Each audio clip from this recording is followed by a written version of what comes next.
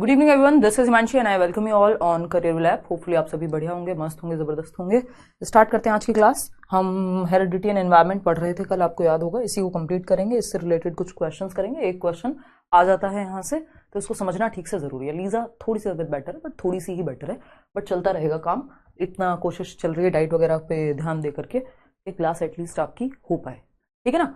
चलिए समझते हैं। हम बात कर रहे थे कल नेचर वर्सेस नर्चर की। ये सबसे इंपॉर्टेंट पार्ट है इस चैप्टर का, क्योंकि सीटेट में ज्यादातर क्वेश्चंस आपके यहीं से पूछे जाते हैं। मतलब इस टॉपिक में से यहां से सबसे ज्यादा क्वेश्चन पूछे जाते हैं। वैसे एक नंबर का ही टॉपिक है नेचर वर्सेस नर्चर। नेचर हम हेरिडिटी को कहते हैं, यानी आनुवांशिकता को कहते हैं, और हेरिडिटी क्या होती है? फिक्स्ड होती है, यानी स्टैटिक होती है। आप ये नहीं कह सकते मेरी आंखों का रंग बदल दो, या फिर मुझे ये वाले बालों का रंग पसंद नहीं है तो जड़ से ही चेंज कर दो, है ना। कलर करा सकते हो, आंखों पे लेंस लगवा सकते हो, बट एक बार जो आपको जैसा बॉडी स्ट्रक्चर है, आवाज है आपकी, ये सब चीजें परिवर्तित नहीं होती, क्योंकि जेनेटिक्स से हमें मिलती हैं। या फिर ऐसा नहीं हो जाएगा कि आपका जो आईक्यू है वो है 20 या 25, बिल्कुल इडियट के लेवल का जो कैटेगरी होती है आईक्यू की, उसमें आप बिल्कुल नीचे ले करते हैं और लाए करते हैं और आपका आईक्यू 140 हो जाएगा। वो संभावना नहीं है, थोड़ा बहुत ऊपर नीचे होता है। यानी हेरिडिटी फिक्स्ड है, स्टैटिक है। नर्चर की अगर हम बात करें, नर्चर का मतलब एनवायरमेंट से होता है। जैसे हम एक पौधे को नर्चर करते हैं तो वो एनवायरमेंट में नर्चर करते हैं हम, यानी पोषण कह लीजिए आप इसको, या फिर हम कह सकते हैं वातावरण। नर्चर जो है आपकी वो क्या है? डायनेमिक होती है, यानी एनवायरमेंट जो है वो परिवर्तनशील होता है। ये अगेन मैं इसलिए बता रही हूं क्योंकि ये जरूरी है। डायनेमिक है, चेंजेबल है। आप एनवायरमेंट को, अपने वातावरण को कभी भी परिवर्तित कर सकते हैं, है ना। परिवर्तन यहां संभव है, परिवर्तनीय है, अगर मैं कहूं। इतनी बात क्लियर है। ये बहुत बड़ी डिबेट है एक पेडागोजी में या साइकोलॉजी में, अगर मैं कहूं कि मनोविज्ञान की एक बड़ी डिबेट है कि हेरिडिटी ज्यादा महत्वपूर्ण है या एनवायरमेंट ज्यादा महत्वपूर्ण है। तो हमें एक तरफ नहीं झुकना है। कुछ एरियाज में हेरिडिटी ज्यादा महत्वपूर्ण होती है, जैसे आपकी बुद्धि का जो स्तर है वो आपकी हेरिडिटी से निर्धारित ज्यादा होता है। वहीं एजुकेशन जो है वो एनवायरमेंट से ज्यादा निर्धारित होगी, या न्यूट्रिशन आपको कैसा मिलेगा वो एनवायरमेंट डिसाइड करेगा, ठीक है ना। तो अगर हम बात करें तो हमें यह ध्यान रखना होगा कि हेरिडिटी क्या है? कॉम्बिनेशन है एक तरह से, और किसका? बेसिकली जो डेवलपमेंट है यानी विकास है वो कॉम्बिनेशन है, समन्वयन है, प्रोडक्ट है, गुणनफल है किसका? आपकी आनुवांशिकता और वातावरण के इंटरैक्शन का, यानी अंतःक्रिया का। जो आपकी आनुवांशिकता यानी हेरिडिटी और एनवायरमेंट के बीच में जो इंटरैक्शन होता है लगातार, वो आपका डेवलपमेंट कहला रहा है। हम ये बेसिक सी बात यहां ध्यान रखेंगे। दोनों ही इक्वली महत्वपूर्ण है। किसके अनुसार? वुडवर्थ के अनुसार, अकॉर्डिंग टू वुडवर्थ। आज का छोटा सा टॉपिक है, फिर हम क्वेश्चंस डिस्कस करेंगे। यानी अकॉर्डिंग टू वुडवर्थ, वुडवर्थ एक मनोविज्ञानी है, ठीक, अब तो नहीं है खैर। वुडवर्थ के अनुसार यहां लिखा भी हुआ है, बच्चे की वृद्धि और विकास के लिए दोनों समान रूप से आवश्यक हैं। यानी डेवलपमेंट के लिए, बच्चे का विकास ठीक से हो, उसके लिए हेरिडिटी और एनवायरमेंट दोनों ही महत्वपूर्ण है। एक को हम ये नहीं कह सकते सिर्फ हेरिडिटी या सिर्फ एनवायरमेंट जरूरी है, दोनों महत्वपूर्ण है। हालांकि कुछ मनोविज्ञानी है जो मानते हैं हेरिडिटी ज्यादा महत्वपूर्ण है, कुछ कहेंगे एनवायरमेंट ज्यादा महत्वपूर्ण है। लेकिन हेरिडिटी क्या है? बेस हमें दे देती है, लोअर लिमिट और अपर लिमिट सेट कर देती है, और आपको बीच में एनवायरमेंट आपका रोल प्ले करता है, ठीक है ना। तो ये बात हमें ध्यान रखनी है कि बेस प्रोवाइड कर देती है heredity. Both are equally essential in the growth and development of the child. बच्चे की वृद्धि और विकास में हेरिडिटी और एनवायरमेंट दोनों ही महत्वपूर्ण हैं, दोनों ही इक्वल रोल प्ले करते हैं, हम ये कह सकते हैं। या इसको ऐसे भी लिखा जा सकता है कि development is the product of heredity and environment. ये हमने प्रिंसिपल्स ऑफ डेवलपमेंट पढ़ते हुए भी समझा था। इसको हम नोट डाल करके क्या समझ सकते हैं? नोट डाल करके हम क्या कर सकते हैं? समझ सकते हैं कि ये आप कहीं लिख भी सकते हैं, नहीं तो शेयर कर दिया जाएगा। अगर हम बात करें, development is the development is the product of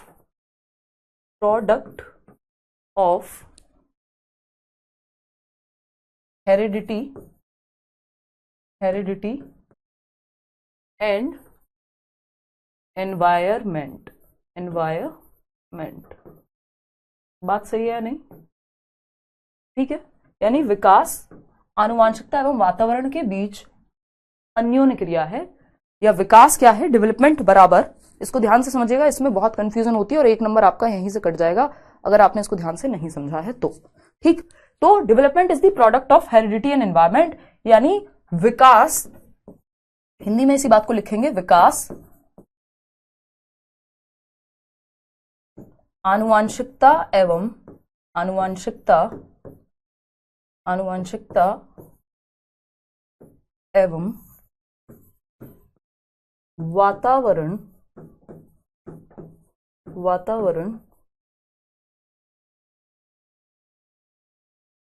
का गुणनफल है, यानी इंटरेक्शन है, अंतःक्रिया जो आनुवांशिकता और वातावरण के बीच, जो एनवायरमेंट के साथ, यानी आपको एक मान लीजिए क्षमता मिली है हेरिडिटी से, आपकी इंटेलिजेंस का स्तर बहुत अच्छा है, एनवायरमेंट उसको पोषित करेगा, दोनों मिलकर के आपकी एक इंटेलिजेंस का लेवल निकल करके आएगा। लेकिन हम ये कहेंगे कि जो डेवलपमेंट है वो प्रोडक्ट है, यानी गुणनफल है किसके बीच, of interaction of heredity and environment, यानी हम कुछ भी नहीं है, जो भी कुछ है आपके और मेरे पास या ह्यूमंस के पास, या तो वो हेरिडिटी से आया है या एनवायरमेंट से आया है या दोनों के गुणनफल से आया है, यानी दोनों का प्रोडक्ट है ना।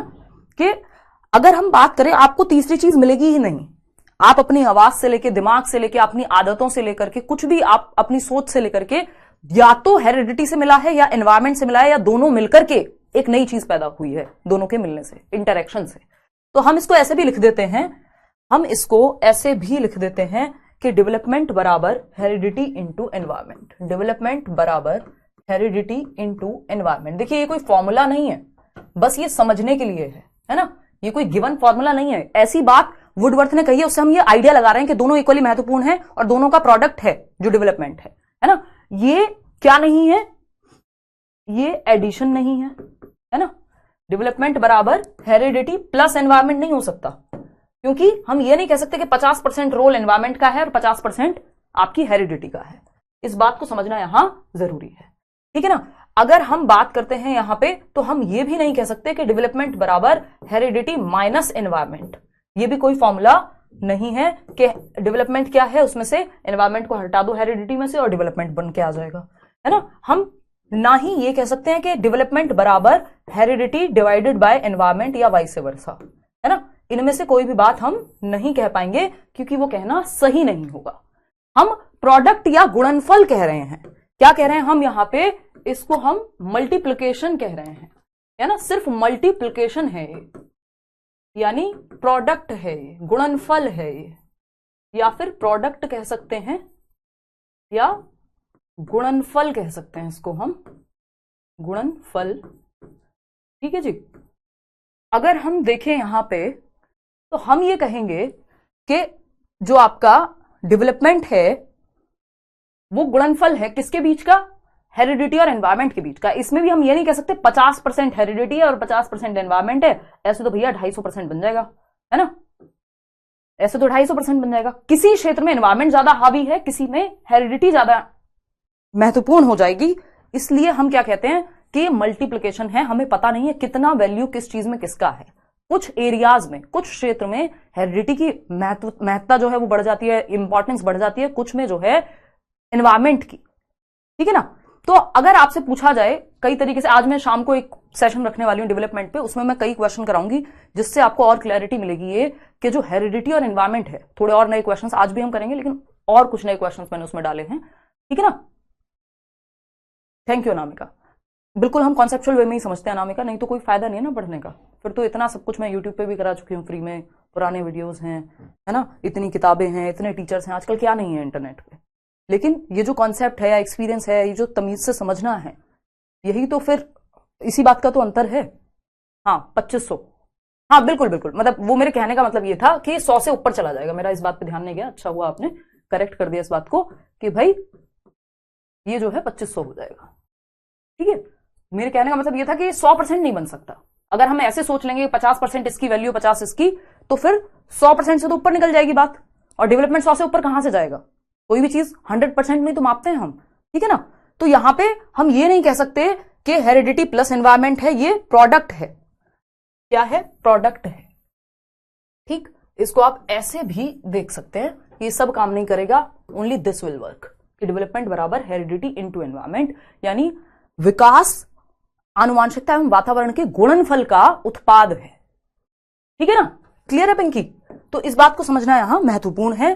कुछ एरियाज में हेरिडिटी महत्वपूर्ण, कुछ में एनवायरमेंट। हेरिडिटी के कुछ एरियाज लिख लेते हैं। आप बताइए फटाफट से कि हेरिडिटी यानी आनुवांशिकता कहां ज्यादा रोल प्ले करेगी और कहां एनवायरमेंट ज्यादा रोल प्ले करेगा, यानी वातावरण ज्यादा रोल प्ले करेगा, बताइएगा।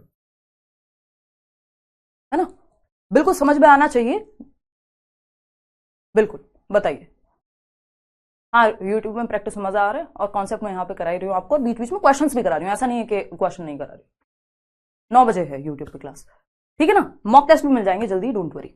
तो अगर हम बात करें हेरिडिटी की, बताओ पहले फटाफट से, हेरिडिटी में क्या आ जाएगा? Colour of your eyes, I colour लिख देती हूँ।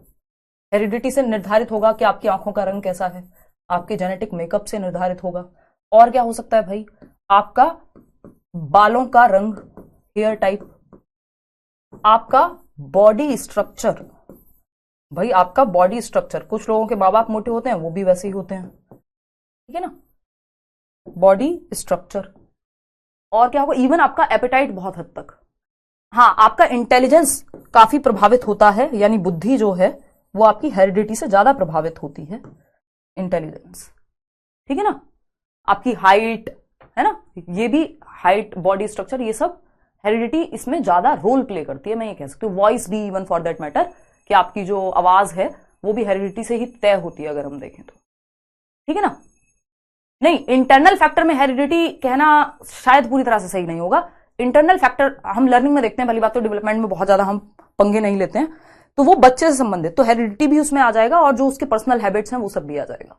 उसमें हमें पढ़ना नहीं है, काम करनी है आपके, ठीक है ना। एनवायरमेंट में जितने भी सोशल फैक्टर्स हैं वो सब आ जाएंगे, है ना। एनवायरमेंट में, हाँ भाई, आपका कलर जो है, आपके स्किन टाइप, वो सब भी आपका, थंब प्रिंट, बिल्कुल आपके फीचर्स, है ना। कुछ हद तक टेम्परामेंट, यानी जो आपका स्वभाव है, वो भी कुछ हद तक हेरिडिटी से निर्धारित होता है, ठीक है ना। वो मैं लिख नहीं रही हूं यहां पे क्योंकि इतना इनफ है। अगर हम बात करते हैं इधर एनवायरमेंट की, तो आपका एजुकेशन, शिक्षा तो एनवायरमेंट में ही मिलेगी ना आपको, एजुकेशन, आपका न्यूट्रिशन यानी पोषण जो है आपको जैसा मिल रहा है, ठीक है ना। इसके अलावा अगर मैं बात करूं और क्या हो सकता है भाई, बताइए। आपको ट्रेनिंग अगर मिल रही है तो कहां से? एनवायरमेंट से ही मिल रही होगी ट्रेनिंग।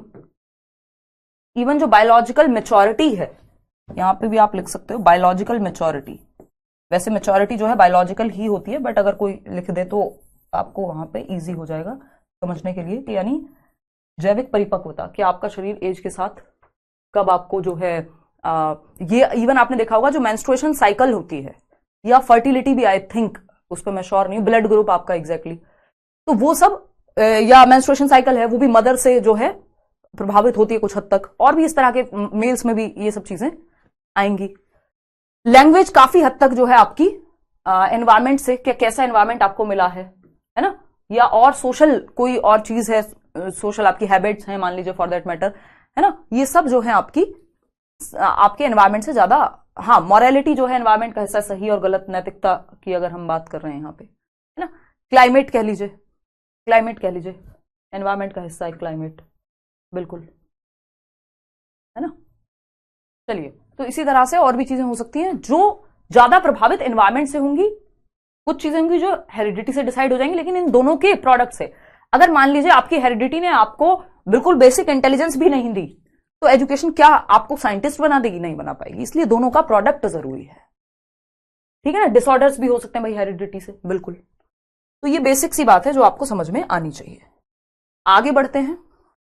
देखिए, लॉज ऑफ हेरिडिटी है, कुछ नियम है आनुवांशिकता के, जॉन ग्रेगर मेंडल ने इनको दिए थे। इनको फादर ऑफ हेरिडिटी कहा जाता है, जिन्होंने मटर के पौधों पर प्रयोग किए थे, आपको याद हो तो, बचपन में कभी पढ़ा होगा 9th 9th की बायोलॉजी की क्लास में, है ना। तो ग्रेगर मेंडल के द्वारा आपके इवन ईवीएस में भी ये आता है, एनसीईआरटी में, ये इन्होंने मटर के पौधों पर प्रयोग किए थे, ठीक है ना।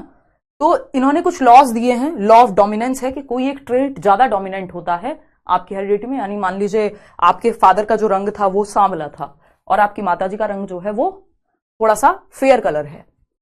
अब इनके जीन्स जिसके ज्यादा डोमिनेंट रोल प्ले कर जाएंगे वो कलर बच्चे में आ जाएगा, कि माताजी के जीन्स अगर ज्यादा डोमिनेंट थे तो बच्चे का रंग गोरा, और अगर पिताजी के जीन्स ज्यादा डोमिनेंट थे तो बच्चे का रंग काला। और अगर दोनों का मिक्सचर बन के निकल रहा है तो हो सकता है कि बैलेंस कहीं बीच में हो बच्चा, है ना।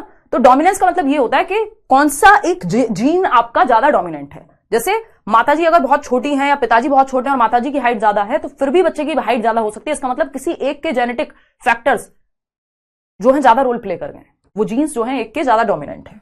इसी तरह सेग्रीगेशन होता है, डिफरेंसेस भी पाए जाते हैं, वेरिएशन कह देते हैं, लॉ ऑफ इंडिपेंडेंट असॉर्टमेंट होता है। ये आपको याद रखने की जरूरत नहीं है, आपसे सीटेट में नहीं पूछा जाता, बट आइडिया के लिए अगर चूज करना पड़ जाए भाई कौन सा है एक लॉ ऑफ हेरिडिटी, तो आप लगा सकते हैं।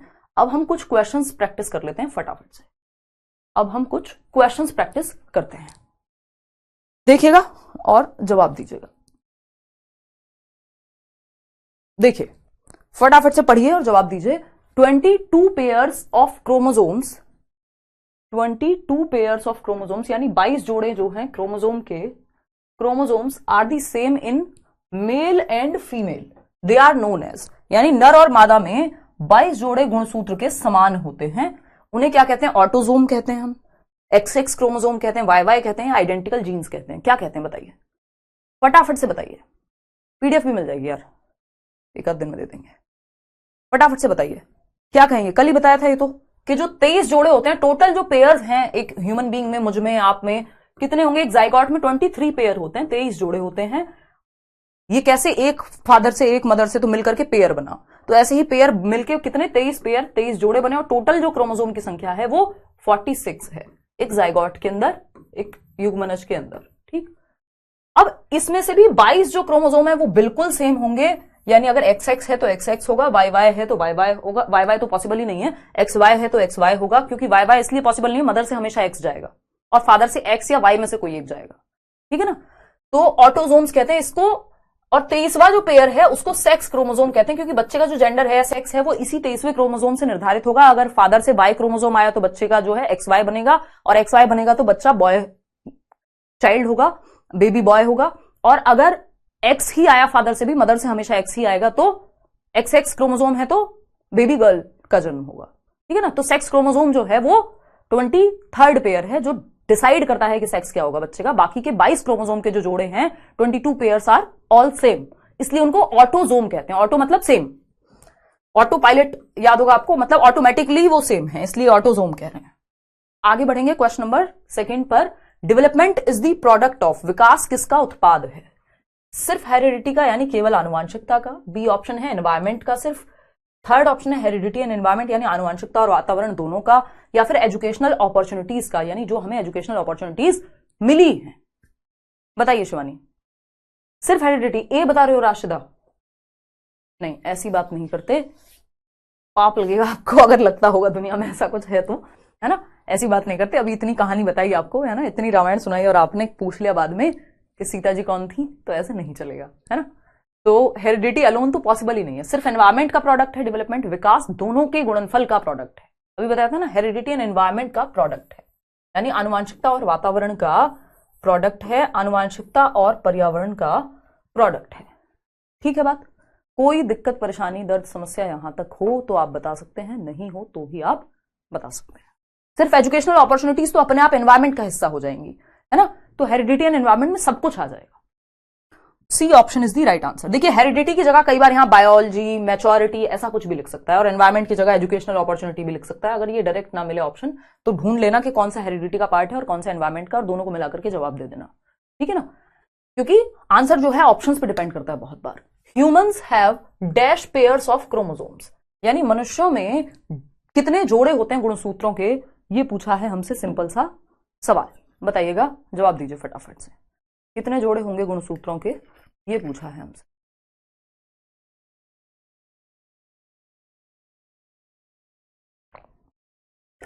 धन्यवाद नेहा। बताइए भाई, सब क्लियर है ना? दिमाग से क्लियर है, दिमाग में क्लियर है? बहुत बढ़िया। 23, बिल्कुल D option is the right answer over here कि 23 जोड़े होते हैं। 46 तो टोटल नंबर ऑफ क्रोमोसोम है ना, पेयर्स नहीं लिखा होता, टोटल क्रोमोसोम्स होता तो हम 46 कह देते, क्योंकि 23 दूनी 46, यानी 23 2 जा 46, क्योंकि पेयर का मतलब ये कि 2 होंगे। ठीक है, तो बाकी कुछ तो बनता ही नहीं है ऑप्शन में। आगे बढ़ेंगे, क्वेश्चन नंबर 4 देखिएगा और जवाब दीजिएगा। क्वेश्चन नंबर 4 फटाफट से जवाब दीजिएगा।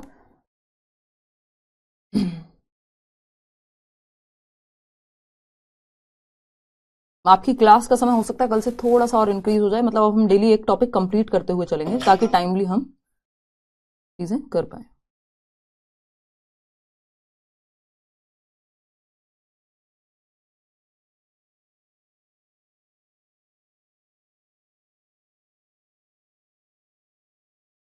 बी ऑप्शन पूछा क्या है क्वेश्चन में?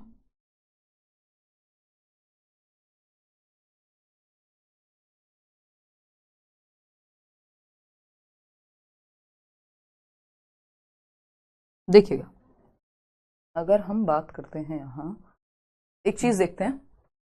हाँ देखिए, a new born baby will be a girl, एक जो नवजात शिशु है वो एक लड़की होगी यानी बच्ची होगी यदि उसका क्रोमोसोम का पेयर क्या है, बी ऑप्शन सही कह रहे हैं आप लोग, एक्स एक्स क्रोमोसोम है यदि तो एक फीमेल चाइल्ड यानी एक बेबी गर्ल का जन्म होगा। एक्स वाई क्रोमोसोम है तो मेल चाइल्ड, मेल में यानी बॉय में क्या होगा, बेबी बॉय में एक्स और वाई दोनों होंगे, और फीमेल्स में सिर्फ एक्स एक्स क्रोमोसोम पाया जाता है। इस पे चर्चा हमने कल की थी। वाई वाई क्रोमोसोम का कोई कॉम्बिनेशन नहीं है, कांट बी डिसाइडेड नहीं कह सकते क्योंकि डिसाइड किया जा सकता है, ठीक है ना। तो ये एक बेसिक सी बात हो गई। आगे बढ़ेंगे नेक्स्ट क्वेश्चन पे। नेक्स्ट क्वेश्चन क्या कह रहा है भाई, ये अच्छा क्वेश्चन है, 2018 में पूछा गया था और ये एकदम out of the box question है, आउट ऑफ नो वेयर उन्होंने पूछ लिया। एन एंड्रोगाइनस पर्सनैलिटी यानी एक उभयलिंगी व्यक्तित्व कौन होगा? एंड्रोगाइनस पर्सनैलिटी एक उभयलिंगी व्यक्तित्व में कैसे गुण पाए जाएंगे? आपको याद होगा एक एम्फीबियन बोलते हैं ना मेंढक को, यानी वो पानी में भी रह सकता है और वो जमीन पे भी, तो ये एंड्रोगाइनस भी कुछ वैसा ही है कि यानी दोनों का बैलेंस है जिसमें। तो refers to man with feminine traits यानी स्त्री लक्षणों वाले पुरुषों को, कि जो हैं तो पुरुष लेकिन स्त्रियों की तरह उनके लक्षण हैं, उनको हम एंड्रोगाइनस पर्सनैलिटी कहते हैं? बिल्कुल नहीं।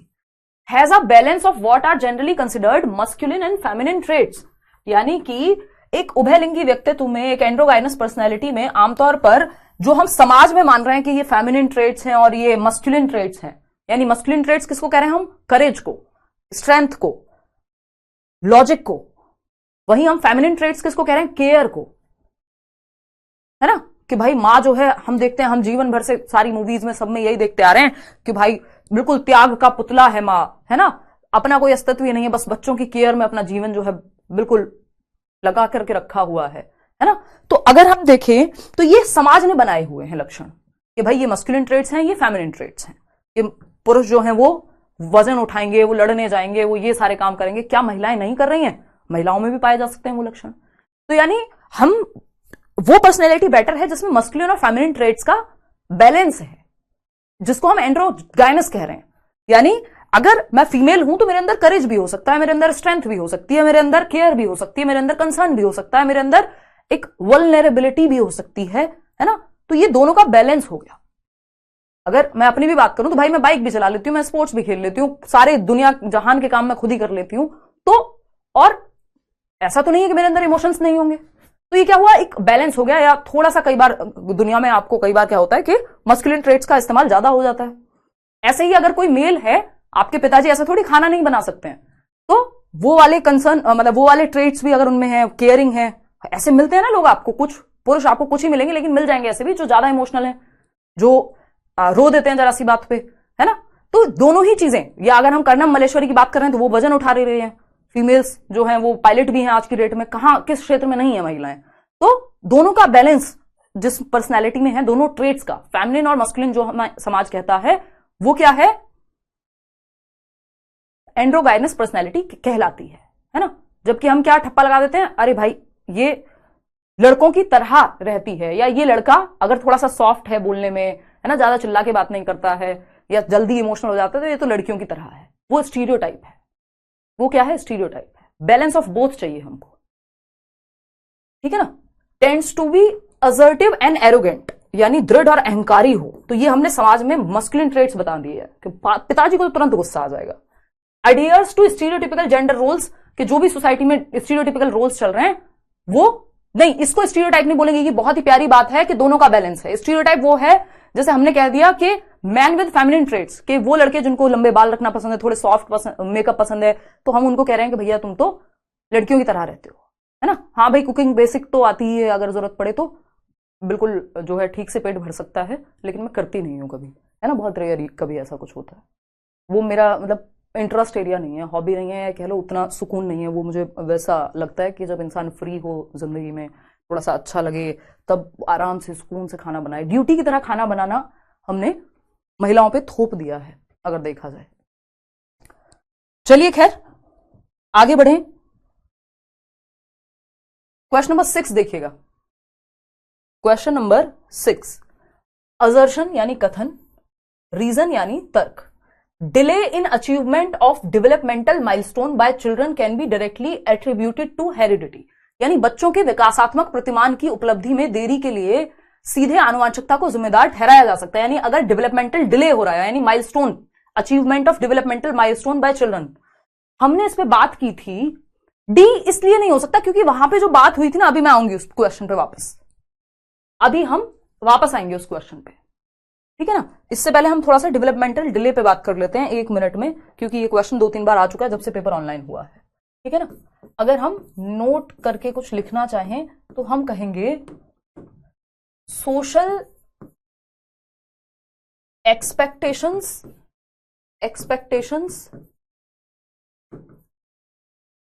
और social expectations at every level और age is are termed as developmental milestones। Hindi में लिखवाऊंगी, डोंट वरी। डेवलपमेंटली मैं पहले भी लिखवा चुकी हूं, बट ये रिवाइज कराना जरूरी है। माइलस्टोन्स यानी कि माइलस्टोन्स या टास्क्स भी हम इनको कह देते हैं, यानी विकास की हर एज के अनुसार जब हम ये कह रहे हैं सामाजिक अपेक्षाएं हैं आपसे। अच्छा 25 के हो गए हो शादी कर लो, अरे 12 साल के हो गए खुद से पानी भी नहीं पी पाते हो, कि बच्चा 2 साल में भाई अपना पानी खुद हाथों से पकड़ के पीने लगेगा, 10 साल का है तो कपड़े खुद से बदलने लगेगा। अलग अलग एज पे जो हमसे सामाजिक अपेक्षाएं होती हैं उनको हम डेवलपमेंटल टास्क कहते हैं, है ना। तो इसको हम लिख सकते हैं उम्र के अनुसार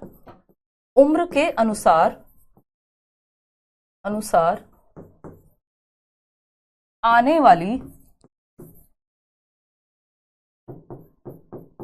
सामाजिक, ये समाज ही तो कह रहा है हमें कि ये माइलस्टोन है, सामाजिक अपेक्षाएं, ये बायोलॉजिकल नहीं है। अपेक्षाएं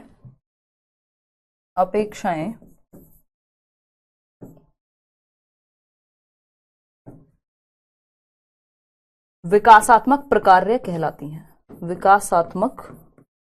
विकासात्मक प्रकार्य या कार्य कहलाती है। इंग्लिश में इनको डेवलपमेंटल माइलस्टोन्स या फिर डेवलपमेंटल टास्क कह देते हैं। हैविंग घर्स्ट ने इनको दिया था इनिशियली, कहलाती है। बात ठीक है या नहीं है? तो उम्र के अनुसार, यानी 5 साल के हो गए हो, अब ये काम तो कर लोगे, पेंसिल पकड़ना सीख जाओगे, ये कर लोगे, तो सामाजिक अपेक्षाएं अगर इनमें डिले हो रहा है, यानी जो काम बच्चा कह देते हैं ना कई बार, यार अब 3 साल का बच्चा, आपके बच्चे ने बोलना भी शुरू नहीं किया, एक शब्द भी नहीं बोल पाता अभी, तो ये उम्र के साथ आने वाली अपेक्षाएं हैं।